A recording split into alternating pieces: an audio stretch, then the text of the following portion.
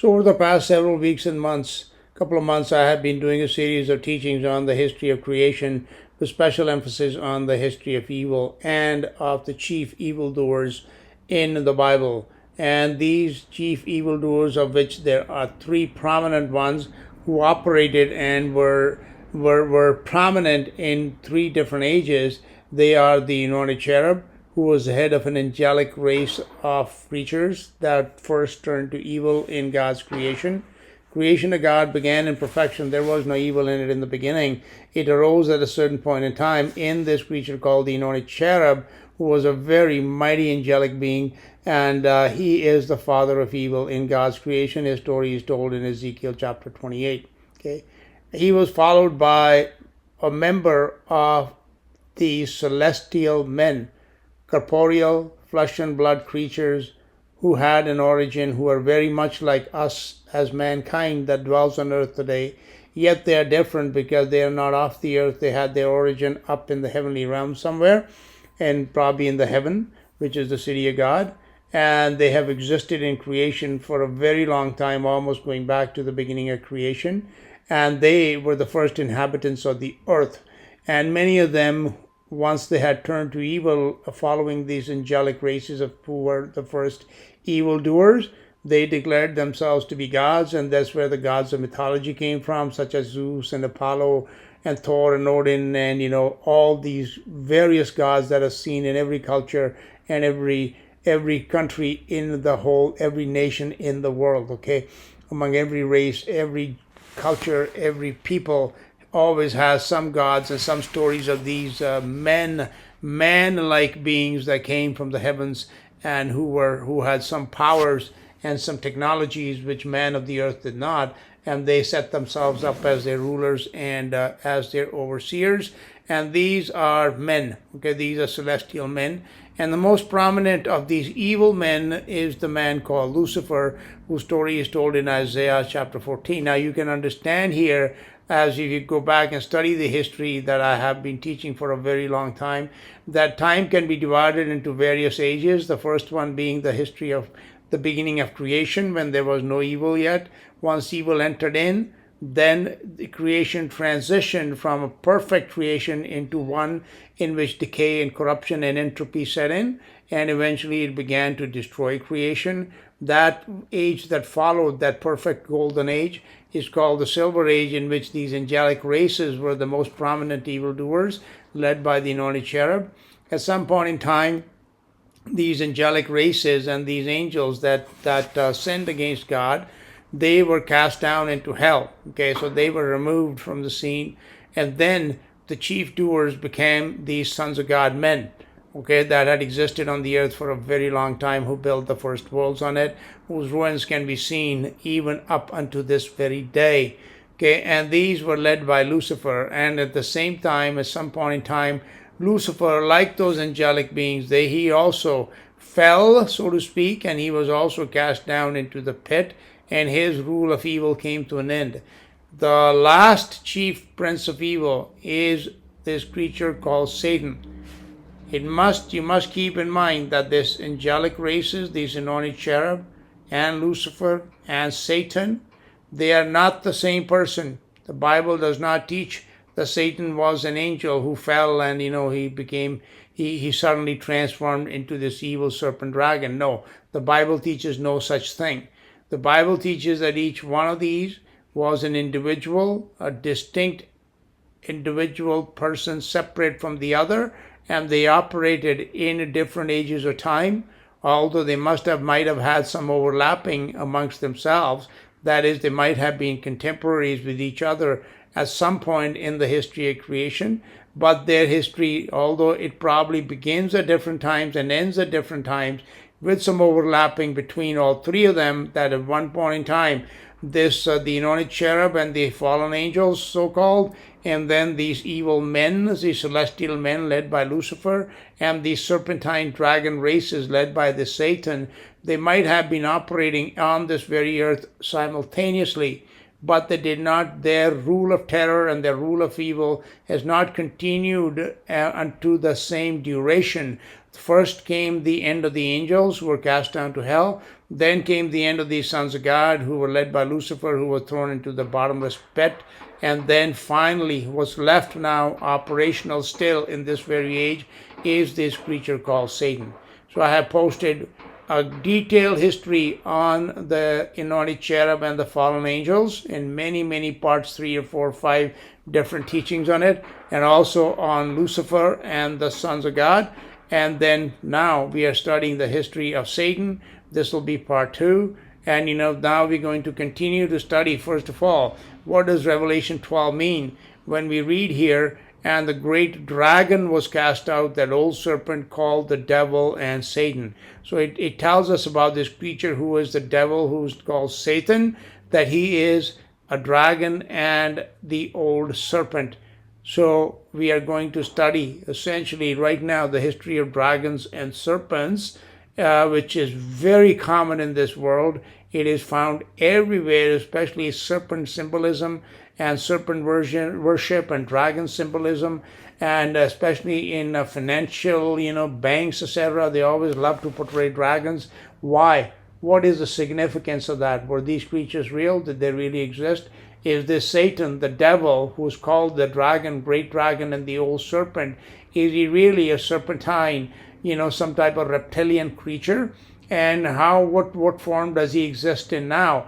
Is he like a corporeal flesh and blood creature, or is he a spirit being? And how and where did he originate? He is a creature of that, there can be no doubt, because other than the creator God, whose name is Jehovah, everyone else that exists is a creature who was created at some point in time. And that is also true of this Satan, that he has been created, but I would speculate that he was not created by God, at least not directly, because God does not create anyone evil, and the devil was definitely evil right from his beginning. Therefore, his origins have a different history than the origin, for example, of the angels that sinned, and also of those Luciferian sons of God, celestial men. They were created by God, but not so in the case of Satan. So first we will study what are these serpents, what are these dragons, and then we will continue on into studying the origins of this serpent dragon. Where did he come from? Who created him, and why? So in part 1 of the series, I have played some clips on videos on the Nagas. Nagas are races of serpent people. They are not serpents in the sense that they are not like snakes that one might find running around in a jungle or in the desert, such as rattlesnakes. That they are actually some type of serpentine hybrid creatures that have a long history, especially in India and other parts east, such as in nations thereabout in Thailand, Vietnam, Cambodia, etc., and even into China, but also worldwide. There have always been stories about serpent people in various forms that have interacted with people. So what we're trying to establish is that are these creatures what are called the devils in the Bible, the dragons and serpents about which we read throughout many cultures, all cultures worldwide, but especially in the Bible where they are classified as evil. So were they real? Are they still in existence? What are these evil spirits and evil creatures of the Bible? Were they like these creatures who existed once in physical form and may still exist somewhere, as a matter of fact, and now they are existing as disembodied spirit? And is the head of these races the devil, the great dragon, the old serpent, about whom we read in the Bible in Revelation 12:9, who is called the devil and Satan? Is he one of these creatures, and where did they originate, and why are they so prominently seen in our world? Everywhere, all parts of the world, every nation, every country, they are found everywhere. Why is that? What is their real history? That is what we are trying to establish in this study. Nagas are always shown as serpents in some form, usually as human to the waist, but with the body of a snake instead of legs. Some are shown as humans with the heads of snakes, and others have 7 snake heads growing from their backs. And some researchers that I've read material of actually think they are the source of the mermaid legends, because they are also found in the seas as well. Nagas live under the seas and in the underworld. Now, in Hindu mythology, creation is divided into upper and lower worlds with the earth in the middle. So the lower worlds are called Patala Loka or underworlds, and these are divided into several layers. And it is from one of these levels or more of there where these Nagas are said to have some worlds which are their domicile, where they have, where they reside, and from which they come out from time to time to interact with people on the surface. And again, these stories about these underworlds are very interesting as to, when were they created in the history of creation, because that is not how God created the earth from the beginning. But these places do exist, and they came into existence at a certain point in time, as did the creatures that inhabited or still inhabit these worlds. The Bible also speaks about the dragon and the serpents in the sea. Okay, so when this person talks about that, these dragons or these creatures are found in the waters, these Nagas, and that is also in Scripture, in Bible, we can read about it. That these serpents, or creatures exist inside the earth, but they also exist in the water. As for example, we can read in the book of the prophet Isaiah. So we can read in Isaiah, the book of the prophet Isaiah, in chapter 27 and verse 1. In that day the Lord with his sword, great and strong sword, shall punish Leviathan, the piercing serpent, even Leviathan, the crooked serpent, and he shall slay the dragon that is in the sea. Okay. So even in the Bible, even this Leviathan, which is a very mysterious creature to say the least, it is represented as a serpent and as a dragon. However, because we are told that God is going to punish this creature, it obviously has some spiritual connotations as well. That it is not just referring to a fish or some kind of animal in the sea, which is not, that does not have any type of spirituality, good or evil, associated with them. They are just animals.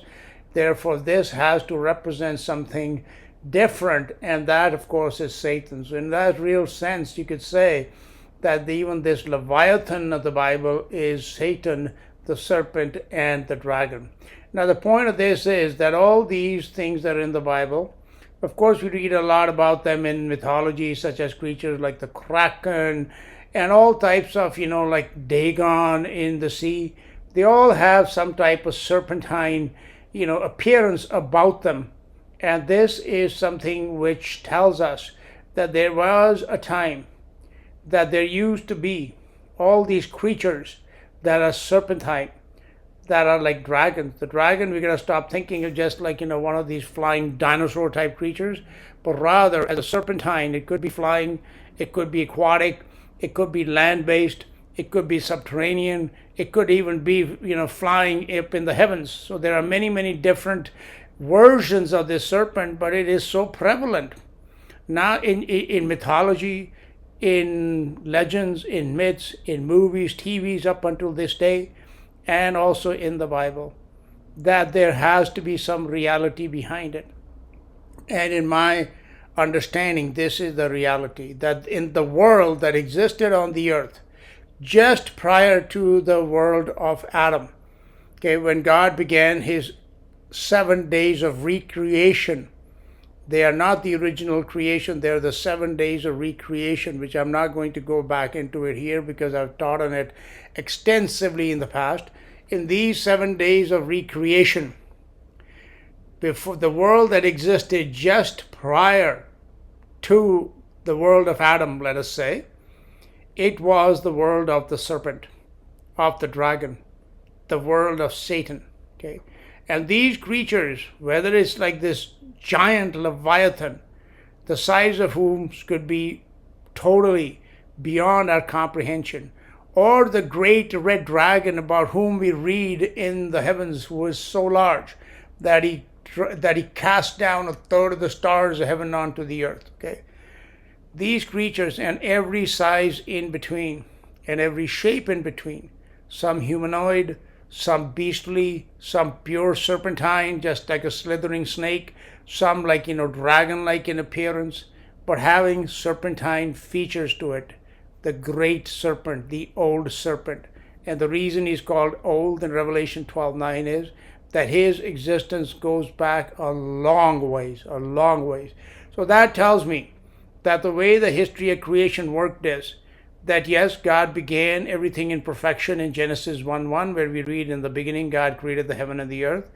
And then when we get to Genesis 1:2, and the earth was without form and void, which literally means that it was a ruined wasteland covered with darkness and flooded with water, that had come about as a result of some type of major universal catastrophe. And that catastrophe was the judgment upon the evil world that existed right here on the earth and up into the heavens. And that world was ruled by this dragon called Satan. It was not ruled by Lucifer, and it was not ruled by the angels any longer. Yes, originally the angels were the evildoers. They had set themselves up as gods, and they were followed by these sons of God, celestial men, Lucifer and his like. And then they were in the end also cast down, and what was left was this dragon serpent, Satan.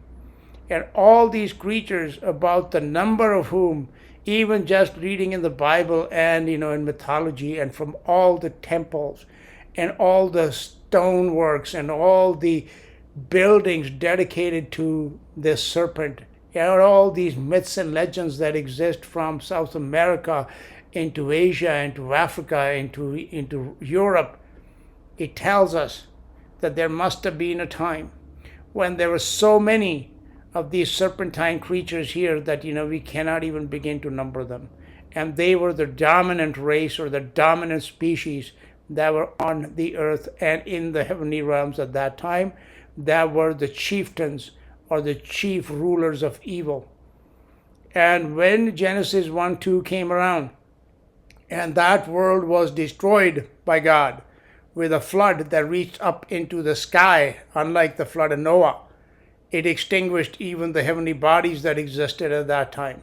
Okay, that flood, these creatures, at least a lot of them, including this devil, the head, the chief prince of evil in this time, called Satan, they had existed in bodily form, but they were destroyed, just like the giants and the other people that were on the earth were destroyed in the time of Noah, but they continue to exist as disembodied spirits down in hell, which we can read about in the book of First Peter, that Jesus even went down there and preached to them.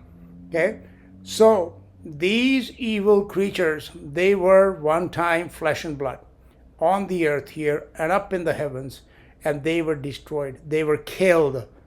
But God has allowed them, unlike the angels who are bound in hell and will not be let loose until the day of judgment, and unlike Lucifer, who was in the pit, but I believe will be released at the time of Revelation chapter 9, these evil spirits, led by this creature called the devil, whose name is Satan, he was allowed, and his evil spirits were allowed to continue in this creation as disembodied spirits.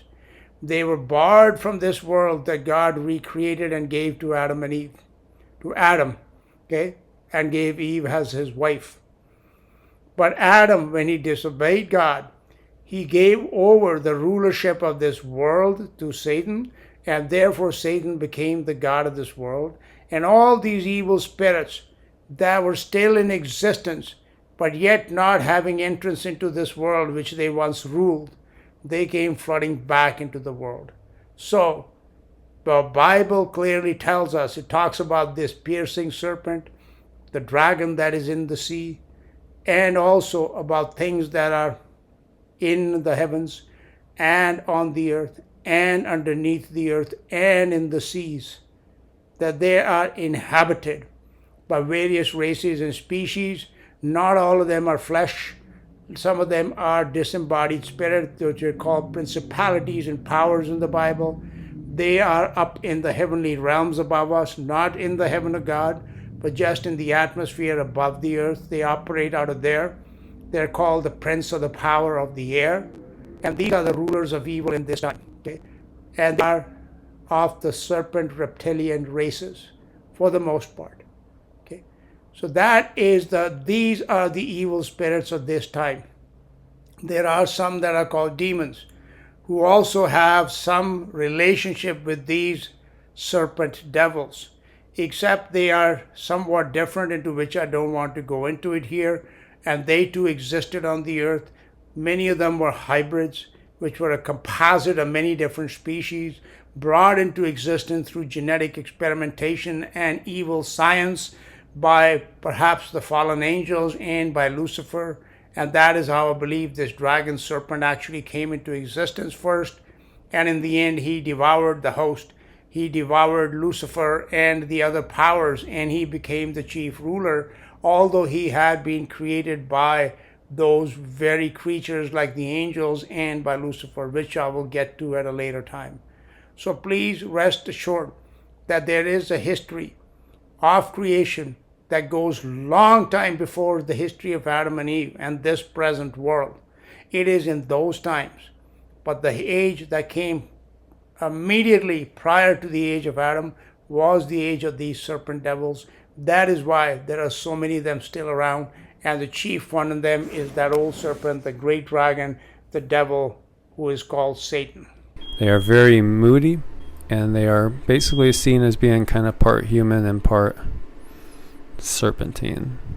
And here again, we're looking at Angkor Wat in Cambodia, which is just something that's amazing, to behold. And here we see 7 heads, as is typical. And this is more of Angkor Wat. And it's in, the Nagas are in many, many Buddhist legends as well as Hindu. And this is again a picture of Angkor Wat. Definitely one of the prime mysteries of the world, this beautiful city. And serpentine headdresses and more reliefs. And Krishna resides on top of a Naga. And Naga is the bed of this is actually Vishnu. Krishna is an incarnation of Vishnu. And so this is Vishnu relaxing in between incarnations. And here we can see there's different types of Nagas. So this is quite common in India and in the Eastern world, that these gods of theirs, such as this one shown here, Vishnu, and also like Shiva, and too many others to name, they're always shown, in the company of serpents. They're either wearing serpents around their neck as Shiva does, or they're sitting on a serpent, etc. Now, I believe there is some type of history in this. As I said, these serpent races, when we get to their history of the origin of these serpents and dragons, it'll become apparent, that these fallen angels, who were the first group of evil creatures in God's creation, and they were followed by some of these sons of God men, such as Lucifer, that had that had great knowledge about science and technology and genetics, etc., who had some role to play in bringing these reptilian races into existence, and also empowering them or giving them a nature that is purely evil. There is nothing good in them. That is why about the devil, the serpent, Satan, it is told that he was a murderer from the beginning. That it means he was evil right from the time he was created, and it is likely that that's the purpose for which he was created, to be an evil murderer and as a weapon, perhaps. Okay, so what I'm trying to say here is that these sons of God, that these gods of the world, which I told you in these Lucifer, and when I was talking about the history of Lucifer, that these gods of mythology, such as Zeus and many of the gods, too many gods in India to name, and in other parts of the world, they are of the races of the sons of God, celestial men who preceded Adam, who were formed first in God's creation, and they were first given this earth to inhabit. And some of them turned to evil and later declared themselves to be gods. And generally they're also shown to be, especially in Hinduism, they're shown to be some blue. Okay, the skin is shown to be blue, and I think that is the origin of this phrase or term, blue bloods, that these creatures, that somebody who was allegedly powerful or some type of royalty in this world is called a blue blood. And I think there is some relationship to that, which I do not want to speculate upon here. But the point is that these gods, which is the sons of God, and these serpents, they always have some sort of union. And it is generally taught that, it was the gods who controlled the serpents. But I think it is actually the other way around, that it is Satan, the devil serpent, who empowers these evil sons of God. And that is the reason why they are always shown to be in great partnership and in close proximity with each other, just like the cherubim are shown to be in very close proximity to God.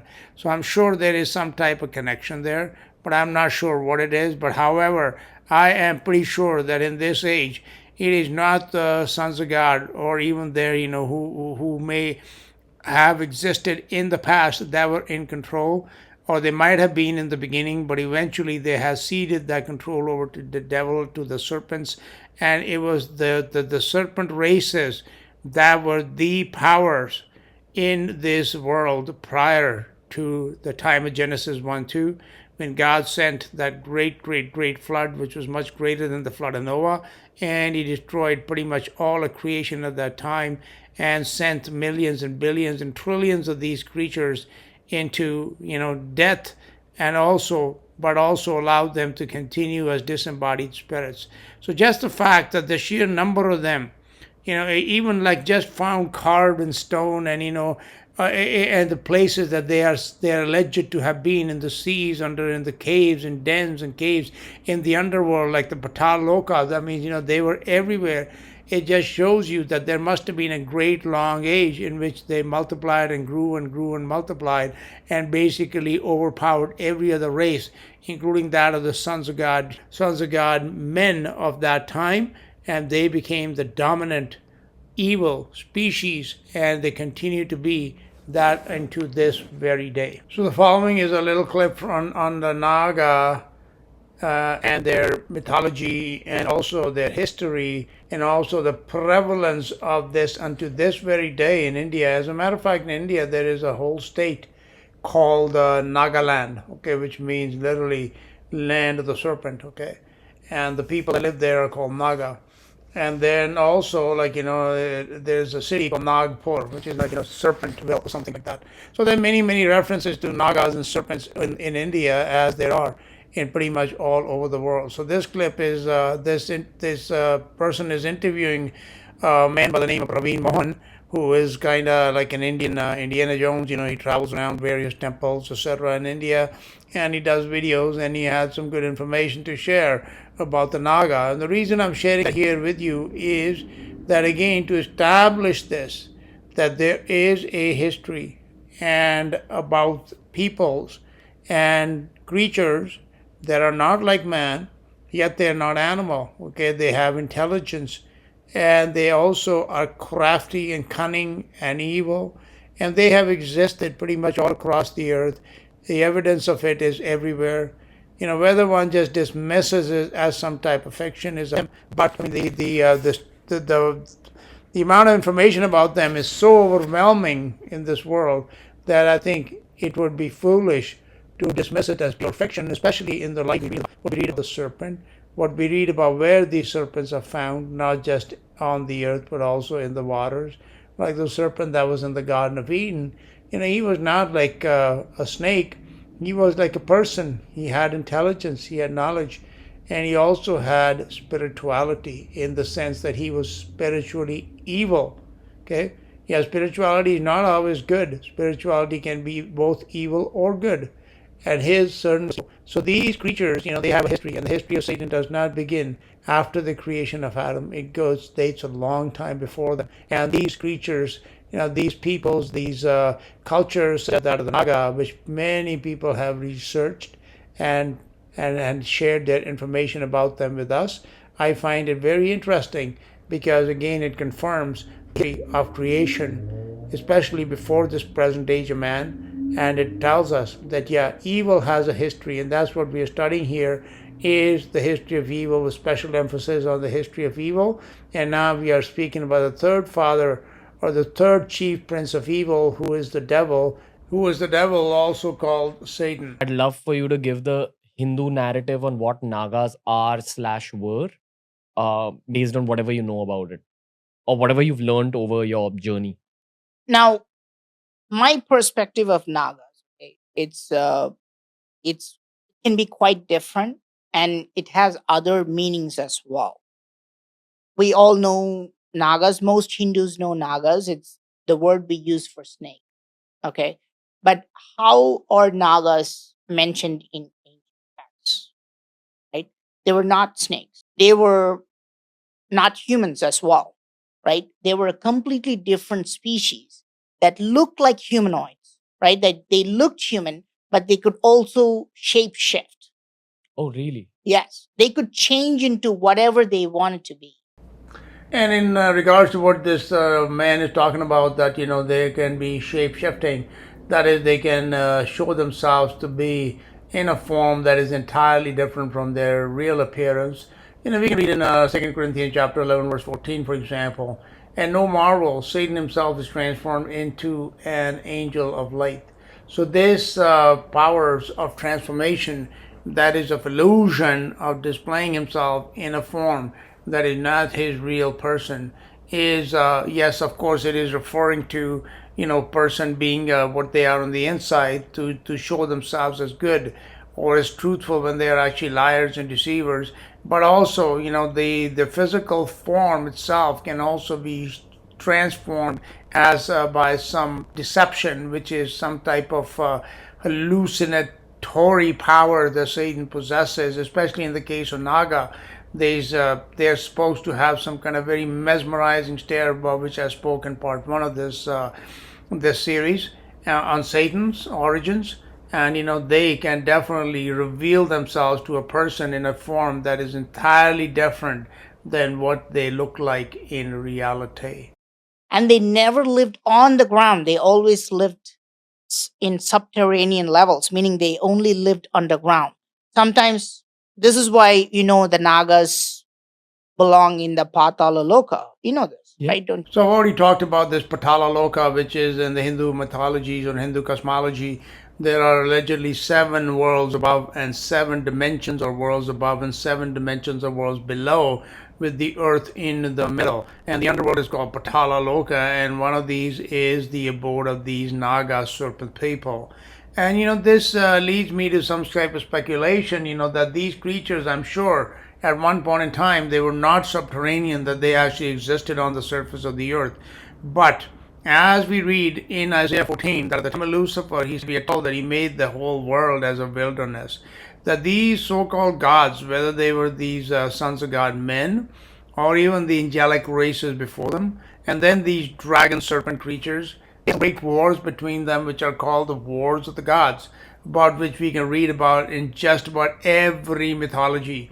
And these wars, they left the surface world, I'm sure, as a scorched wasteland, which we find to be in Genesis chapter 1, verse 2. And therefore, these creatures might have moved underground or into the subterranean regions, because the surface world had become uninhabitable. But again, the legends that this man his research that led him to understand that these creatures, they lived in subterranean regions where they're supposed to have worlds even unto this day. And they are there are great stories about these great cities that people even have visited, about these Naga worlds that exist underneath. And I'm sure there is a great deal of truth in them. And I'm of the opinion that we are talking about Satan, who is obviously a spirit being, but there is also some type of truth that these creatures may still exist, and how they were created, how they came to be humanoids with the half human bodies, half body of man and half body of a serpent, etc. Like you see, for example, with the case of mermaids, like all those have some type of serpentine bodily form to them. That of course is again points to the long history of this world, in which all these abominations were manufactured and created. And how long did those ages last? We have no idea, but they took a very long time. But this idea that they are subterranean and live underground worlds is, I believe, a very much a fact. It is not just fiction. If you go to Mahabalipuram, you can actually see Nagas changing their shape from snakes to humans. You can see them like kind of coming out of the underground level and then like becoming almost human, right? And all the other people are just like looking at the transformation. You can see carvings. So, in modern terms, Nagas are reptilian, right? They're an alien species that are able to change color, change shape. They can look like human if they wanted to, and they live in a different dimension. They kind of lived underground or something. So in this short clip, this researcher Praveen Mohan reveals some interesting information that I believe has a great deal of truth in it, more than he probably himself realizes. When we speak about shape-shifting creatures, now legends of shape-shifting creatures are found everywhere in our world, from these Nagas in India to skinwalkers in the US Southwest, to legends of werewolves and vampires in Europe to totem or the concept of evil animal spirits in North American native cultures. Such beliefs are found everywhere in the world. And the point of bringing this up in this teaching is not to foster superstition, but rather to exercise reason and logic to draw conclusions that will help us to gain a better understanding of past history and of the time we live in the present day. The Bible teaches a lot on invisible worlds and creatures that are invisible to the natural eye. Shape-shifting is nothing more than an illusion by which something or someone appears in a form other than their actual shape and form. This involves some type of technologies of which we do not have knowledge. Therefore, superstitious people consider such powers to be magical or to be supernatural and sometimes even to be godly, even though when these powers are exercised, usually the results are very evil, yet people call these evil powers gods. So as I was doing some research on these Nagas, I came across this book on Amazon. It's titled Nagas, A Shape-Shifting History. So I just wanted to read you a little excerpt from what they say about this book. In this captivating nonfiction masterpiece, Antolini skillfully weaves together historical accounts and archaeological evidence to shed light on the enigmatic Nagas.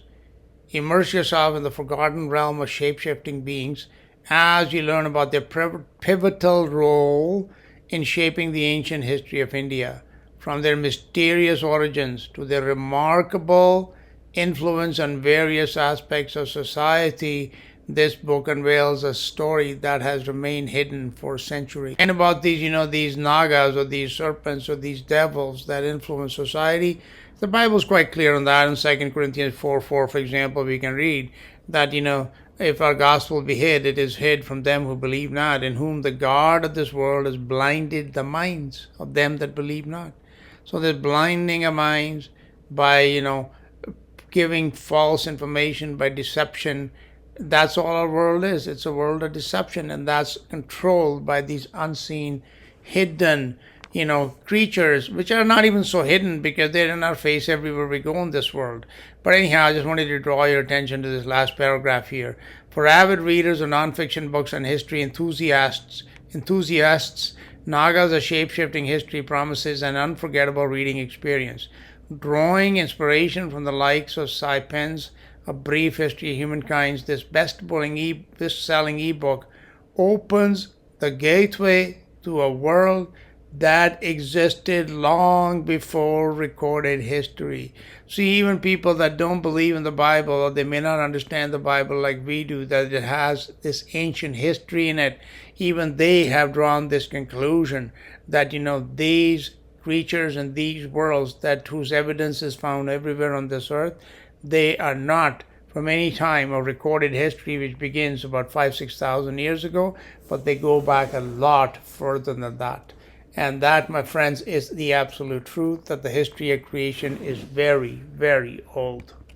Invisible powers are all around us. Wind, the power of wind, power of electricity, radio waves, microwaves, heat from the sun.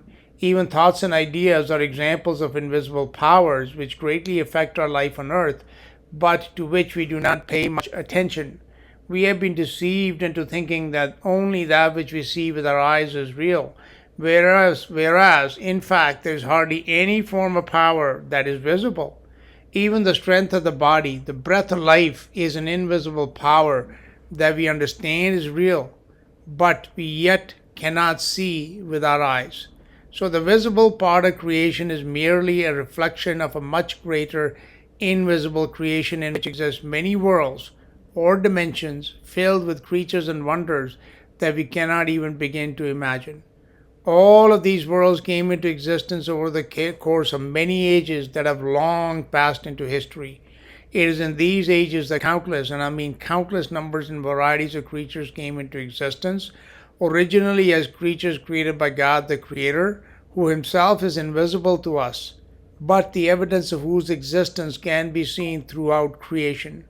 And once evil arose in creation, some of these evil creatures, such as the so-called fallen angels led by the anointed cherub of Ezekiel 28, began to experiment with living creatures and to modify them genetically into abominable monsters of all shapes and sizes.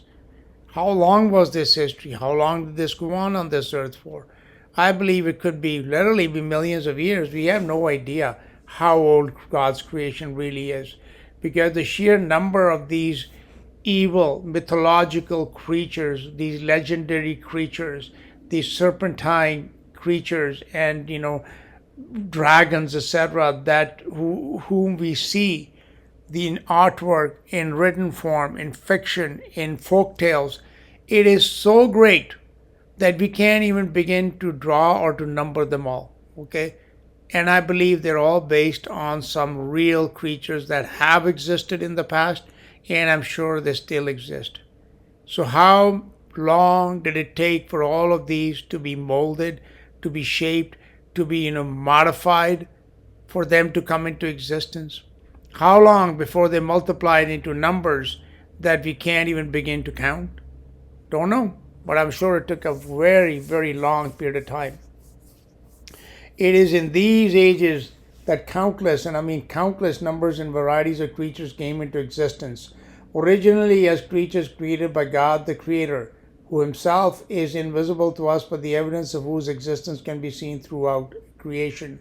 And once evil arose in creation, some of these evil creatures, such as the so-called fallen angels, led by the anointed cherub of Ezekiel 28, began to experiment with living creatures and to modify them genetically into abominable monsters of all shapes and sizes. Not only did they manufacture abominable hybrids, and again hybrid creatures, such as the griffin or the centaurs or satyrs, all these are Baphomet, etc. There's way too many in our world. Ganesha, with an elephant's head and a man's body. All of these, there's so many of them. Like I said, we can't even count them, let alone you could spend many lifetimes even trying to count them all. All of these are based on something real, okay? And they were all created at one point in time or the other. And then they also multiplied. How long did that take?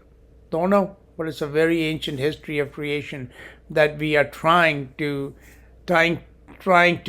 record here, to understand here, so that we can understand that what is the history of all of these evil creatures, and why was it necessary for all of them to be in existence before that day that God formed man of the dust of the ground and placed him in the Garden of Eden. They all had to be in existence before them.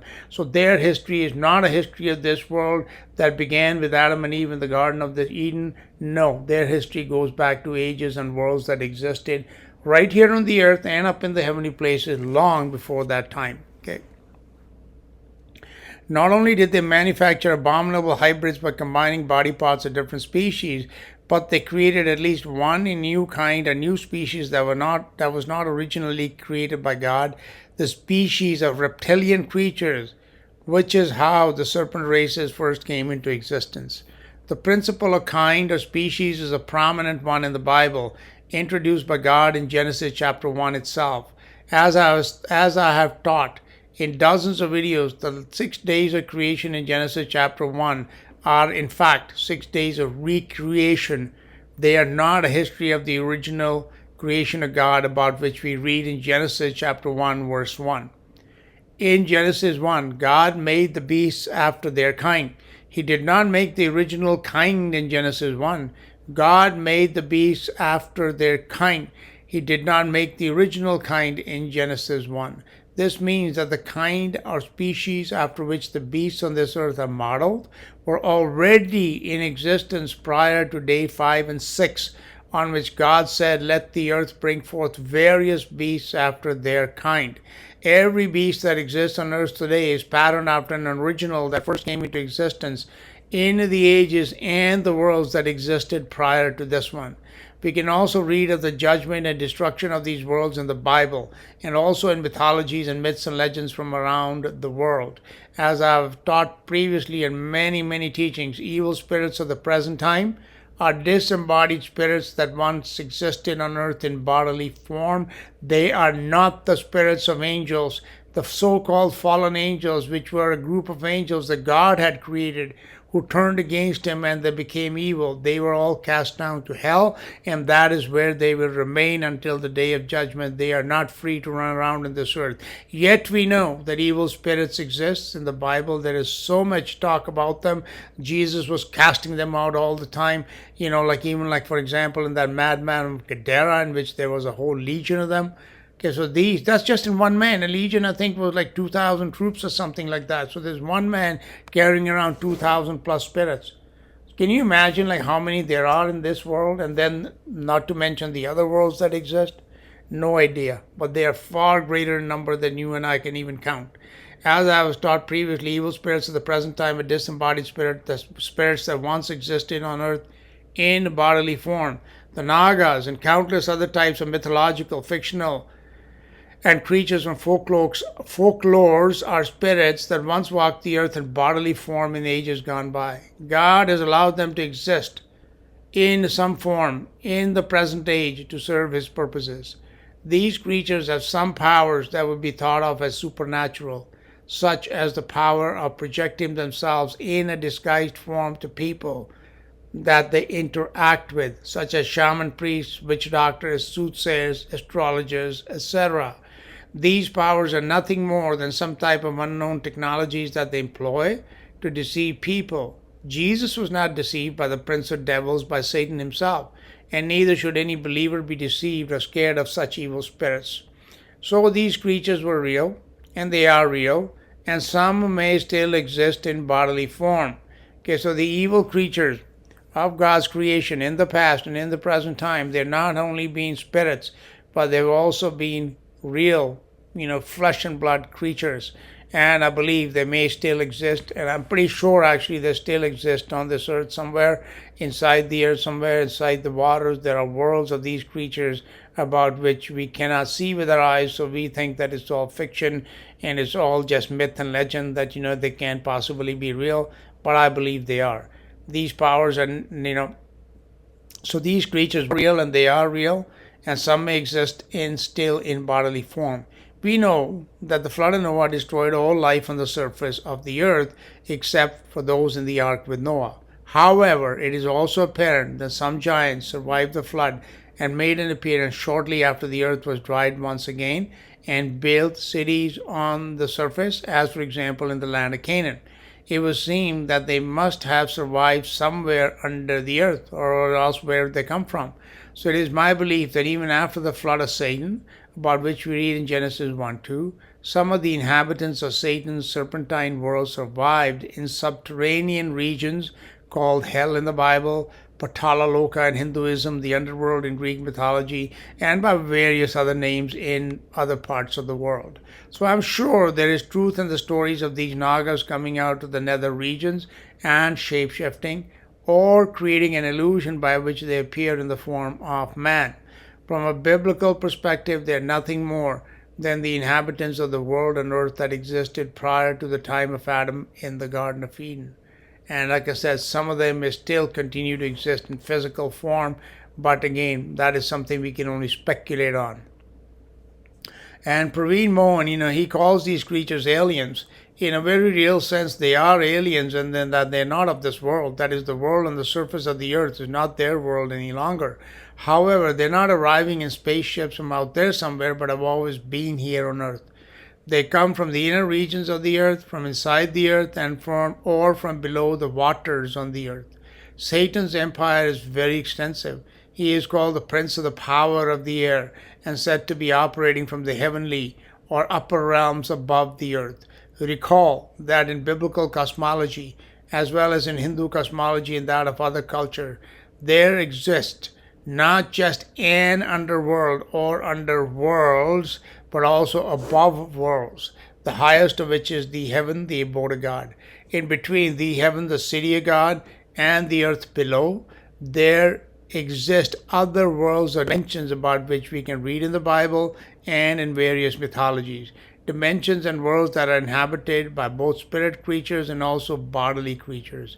Praveen Mohan is correct in stating that these creatures come from other dimensions, but I'm sure he does not understand what these dimensions are as we do, who understand the history of God's creation, who understand his cosmology, and understand that the size of the invisible part of creation is far, far greater than the visible part, and the number of invisible creatures that exist in creation are far beyond counting.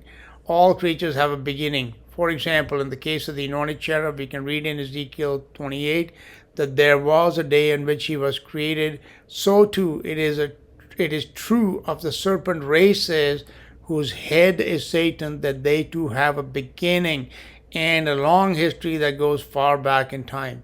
The reason for spending the first 2 hours or so on this study on the history of Satan and of his origins by talking about various creatures such as the Nagas is to prove that there exists in this very world a lot more than is visible to the eye. In Revelation 12:12 we read, "Therefore rejoice, ye heavens, and ye that dwell in them. Woe to the inhabitants of the earth and of the sea." This verse of scripture makes a distinction between the inhabitants of the earth and the sea and those that are the inhabitants of the heavens above us.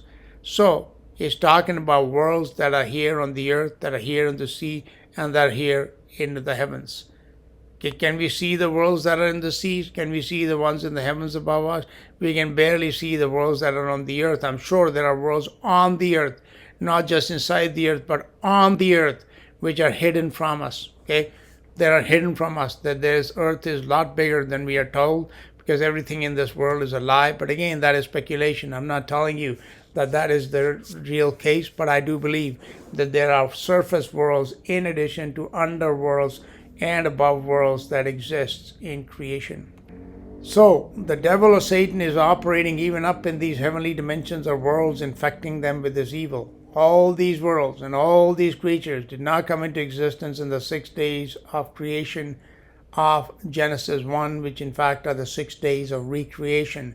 These worlds and their inhabitants came into existence a long time before Adam was formed and placed in the Garden of Eden. Satan the devil had already been in existence, as did his Naga and other servants for a very long age, or for ages of time before the current age. As we continue the study, we will attempt to answer the question on the origins of Satan himself, how he came into existence, and also attempt to answer the question of when he came into existence. I will finish this teaching with the rest of the clip from Praveen Mohan's research in the Nagas, on the Nagas, in which he correctly concludes that serpent symbolism and serpent worship is not limited to India, but is a worldwide phenomenon, which I attribute to the fact that in the Bronze Age, when concluded in Genesis 1:2, when God destroyed that old creation by flooding not only the earth, but even the heavens, as we read in 2 Peter chapter 3, verse 7, that in that time, the last ruler of that age was the Serpent-Dragon, Satan. It was his world, and he has been allowed to continue as the God of this world in this age, which will be concluded at the second coming of Jesus Christ. After the millennial reign of Christ, Satan will be cast into the lake of fire, and evil will forever be destroyed from God's creation. I will continue this teaching on the history of dragons and serpent races and their origin, which should hopefully answer the question as to where Satan came from, if he is not a fallen angel, as many falsely teach. He did not originate as an angel of God, but was created by someone, and he was created fully evil right from his beginning, and that someone who created him is not God. My question is about what you saw abroad. You said that Peru? had a version of the Nagas? It's a little bit of a strange theory, but Nagas are actually found everywhere. Okay, you can go to the US and you can see a great serpent mound in Ohio. This is a giant snake that you can only see from the air. If you go to Peru, these are called Amaru, which basically is a Sanskrit word. Amar means an immortal god, right? In Sanskrit. If you go to Colombia, you can see the Nagas. Yeah, so you have this Naga culture. Of course, you can see this in Mayans. You can see this in South America. Then you can in Israel. Nagas are called Nakash. Basically, the same terminology. And you know this, right? Snakes are called serpents in the Bible. They're called serpents, and Jews called it seraph, and Hindus call it sarpa. This is still the word we use in South. We call it sarpam, meaning naga. So it's not just that we all worship the naga, but it's even the names are similar. Nagas are called nakash, and sarpas are called serpents or seraphs in all over the world. So if you look at the entire world and if you look at all the ancient civilization, they will tell you one story. It's a common story. Very, very similar common story. Okay. That humans, the very first rulers, came from Naga. So this idea that the first rulers of man, such as in this time anyhow, in this age, such as Cain, for example, or Nimrod, etc., that they came from Satan or from the Naga or from the serpent, it is not entirely unbiblical, because we can read this in Luke chapter 4, verse 5, where the devil, Satan, was tempting Jesus. He said to Jesus, and the devil, taking him up into an high mountain, showed unto him all the kingdoms of the world in a moment of time. And the devil said unto him, all this power will I give thee, and the glory of them, for that it is delivered unto me, and to whomsoever I will I give it. If therefore thou wilt worship me, all shall be thine. So essentially we understand that, God had made the world and given it to Adam and Eve, or at least given it to Adam. And because Adam abdicated his throne, let's say, his kingship or his rulership of this world, and handed it over to Satan by bowing down before him in the Garden of Eden, by obeying him, therefore he gave all that power to Satan. So Jesus did not dispute with the devil that, yes, he has this power. Therefore, in a spiritual sense, what this person may be, like he may be referring to Nagas being actual, like, in physical form, being rulers of man. But we understand that it is true from a spiritual perspective that the real power in this world resides in the unseen, hidden realms from which Satan controls his puppets, who are the visible faces such as that of presidents and kings and popes and other rulers of this world, that they are the servants of Satan, who is the real power. So yes, so did the rulers of man come from the devil? Absolutely, that is entirely biblical.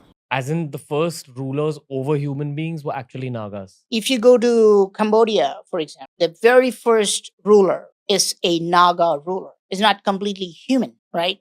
And the Nagas, they come from somewhere and they take over the planet and they start building civilization. So again, this is very biblical that, in the Garden of Eden, Adam handed over this world to the devil, to Satan, the serpent, okay? And he became the ruler of this world. And he has ruled it ever since. And he said, he began to teach and to build this world.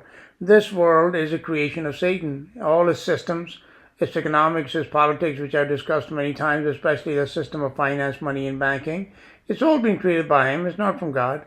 So yes, it is absolutely true that, the world, once Adam handed the keys to the kingdom to Satan, he has shaped it according to his evil, and that is why the Bible calls this world an evil world. It calls this age an evil age. So you see, because it's run by the evil serpent. That's easy to understand. So again, these are biblical truths that people discover, in their research, but because they do not connect it to the Bible, they do not understand the Bible, and they do not understand the true history of creation, and especially of this age of time of man and what happened in the Garden of Eden. Therefore, they can't put the pieces together, and therefore they have come to conclusions which are very speculative and not entirely reasonable as this person is doing, whose research is excellent, but that is common in this type of research in ancient worlds, ancient civilizations, etc. That a lot of good researchers out there documenting ruins, documenting civilizations that existed and have passed into history without anybody understanding who they were or why they existed. But they cannot, give us an answer as to who they were, why they were here, and what happened to them, which we discover and we come to understand from understanding the history of creation in the Bible. The point that I was making was that what Nagas are, they're not snake, right? That's clear. They're also not human, but they're a completely different species or a race. All ancient civilizations they mention them as the very first queen or king of their civilization. Many people argue that if you go to Nagaland, they'll probably confirm your theory. We descended from the Nagas. If you go to Sri Lanka, they maintain that they descended from the Nagas. Most people don't know this. Most people think that Cambodia has a lot of Hindu temples. You know this? Yeah. Cambodia has Angkor Wat. But if you go to a place called Angkor Bore, nobody goes to this place. This is like 2 hours away from the capital of Cambodia. Nobody goes there. It's completely in ruins. It's kind of a rough, dark place. But you can see ruins that are 2,000 years old. Some are even saying that it's like 3,000, 4,000 years old.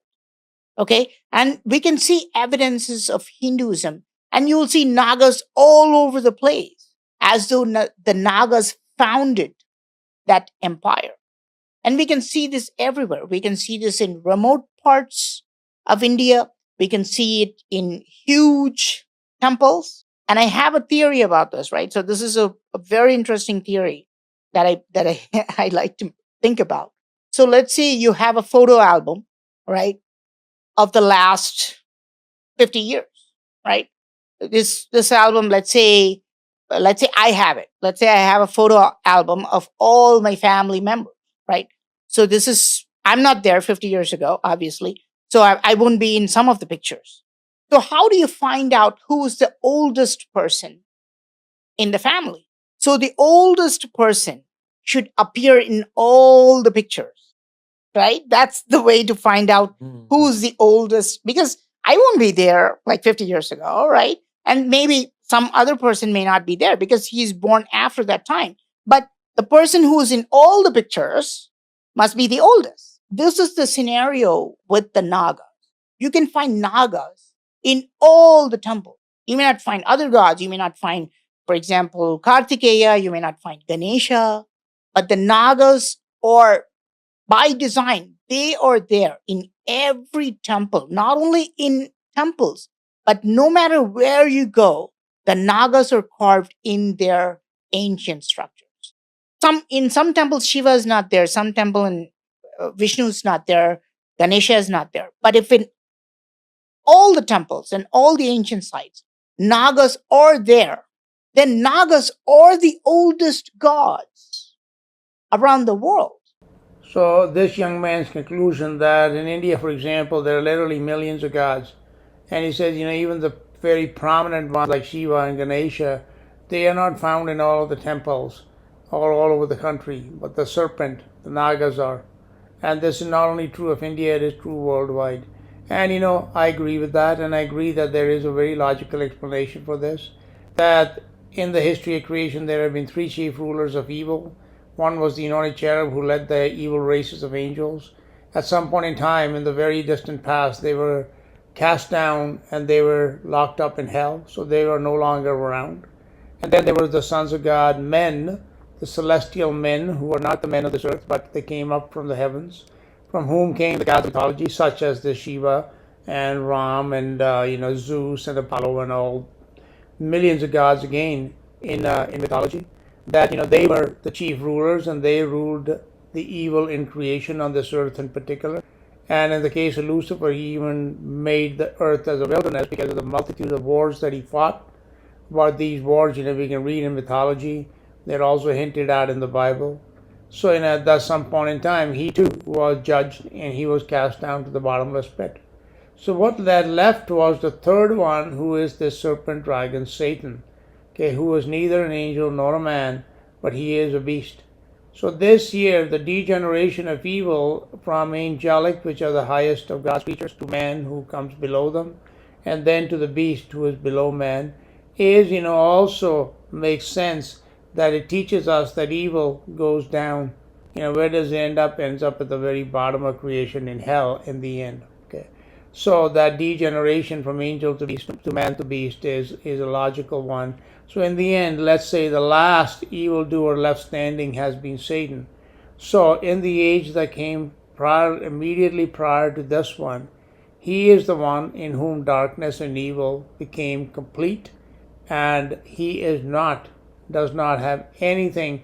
He has no light in him whatsoever. He is complete darkness.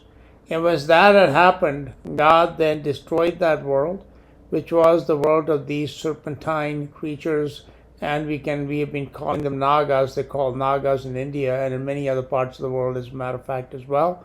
So it was their world. So therefore it makes sense to reason that the serpent is seen everywhere in the world, because he has been the chief of evildoers, and he is now the god of this world. Therefore he shows himself wherever he possibly can, as he did in the past. That is why these temples, etc., and even in modern days, even in the medical field, the caduceus, as it's called, it has the two serpents wrapped around a staff and all that. The symbols of the serpent are everywhere because they are based on a real history. It is the real history of evil. And the chief serpent, the chief dragon, is Satan. And now in the next part of the series, we are going to finally examine his origins as to where he came from and how did he rise to this prominence as the chief prince of evil.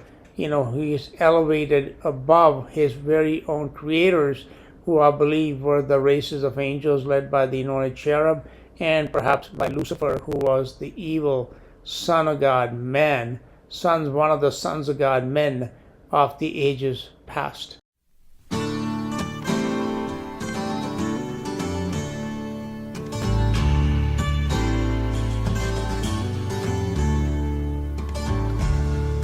Children of darkness, think I've found the way home, and I won't be so heartless as to leave you alone.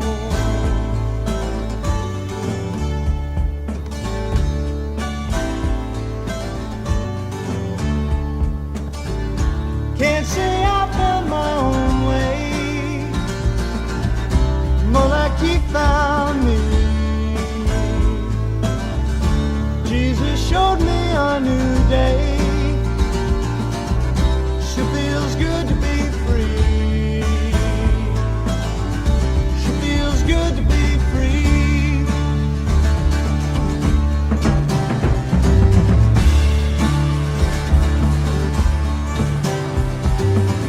Answer softly to his call.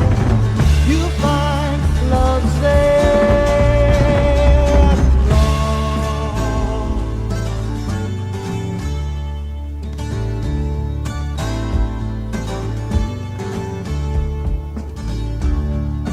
Children of darkness can be children of light. Step into the fortress, he'll make everything alright. He'll make everything right.